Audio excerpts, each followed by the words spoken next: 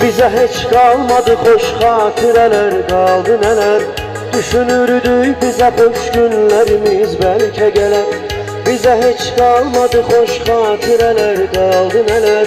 Düşünürdük bizə xoş günlərimiz bəlkə gələr. Niyə sən getdin, niyə mən getdim? Bu suallar niyə üstün bizi incitsin? Məni bir anlıq unudarsanmı? Unudarsansa unut, bir dəfəlik geçsin. Bizim əsrətlə keçirdiyimiz günlər, tutduğumuz əllər bir çarə deyirlər. Hələ bir-birimizə baxdığımız gözlər, tutduğumuz əllər gerçəkləri gizlər. Bizim əsrətlə keçirdiyimiz günlər, tutduğumuz əllər bir çarə deyirlər. Hələ bir-birimizə baxdığımız gözlər, tutduğumuz əllər gerçəkləri gizlər.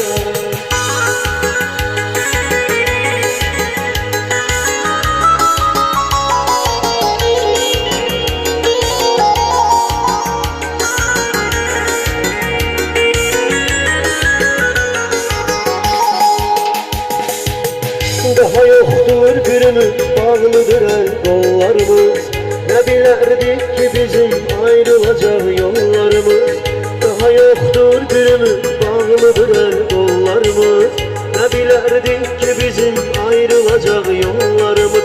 Uzak indi gözü yollarda, düşünüp gözlemeyin mənası yoktursa. Geri yol yoktur, unudaq gitsin. Yeniden başlamağın mənası yoktursa. Bizim əsrətlə keçirdiyimiz günlər, tutduğumuz əllər bir çarə deyirlər. Hələ bir-birimizə baxdığımız gözlər, tutduğumuz əllər gerçəkləri gizlər. Bizim əsrətlə keçirdiyimiz günlər, tutduğumuz əllər bir çare deyirlər. Hələ bir-birimizə baxdığımız gözlər, tutduğumuz əllər gerçəkləri gizlər.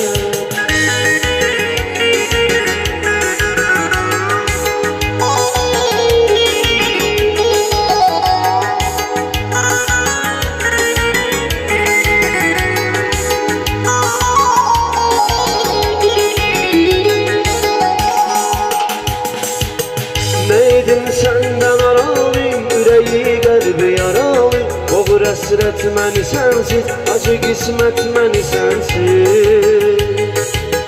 Neydim səndən aralıyım, ürəyimi qəlbi yaralıyım. Boğur əsrət məni sənsiz, acı qismət məni sənsiz. Nə biləydim, nə biləydim, nə biləydim, qalacam dərd ilə tənha, nə biləydim. Taş öləydim, tez öləydim, yar öləydim. Razılardı o məzarım, kəş öləydim. Bir etibarım, yox etibarım, bağışla